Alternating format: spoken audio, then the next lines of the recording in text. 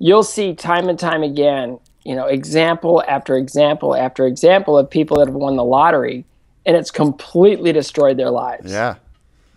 And as a cancer activist now, I meet people every day that have been faced with cancer. And I can tell you this, that for almost, a huge, massive majority of them, it's one of the greatest awakenings of their life. All of a sudden, something inside them just sort of kind of comes alive and says, I got some work to do here. I got a battle in front of me, and I'm going to wage it with everything I've got. I've got a clarity of mission. I've got strength. I've got power. I've got courage. I've got all these things that I never knew I had within me, but now I'm fighting for my life, and I'm going to come out swinging. And when I see that, I realize that, all the difficult times in my life were really just preparing me for the great stuff to come. I always had it the other way. I always thought that I was kind of cursed. I always thought, why are all these bad, horrible, terrible things happening to me? And then, I tell the story a lot of going to a cancer survivor celebration in Chicago, and a little girl had lost her leg to cancer, student athlete, 16 years old.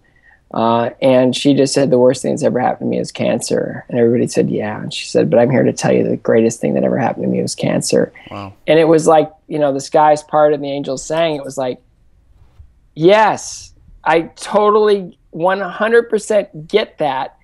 And then all of a sudden it shifted all the order of all the events of my life where I thought I was cursed. I now realize that I've been blessed through every single one of it, because I always thought, okay, I was an unwanted pregnancy, but I was adopted, but I got sick, and then I got a little bit, and then it was like, and then there's this, and then there's this, and then there's this. But it was like I was an unwanted pregnancy and I survived.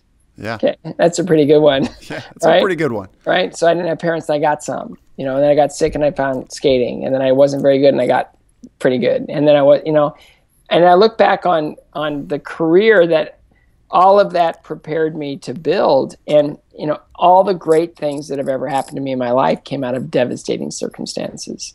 And I think, okay, it got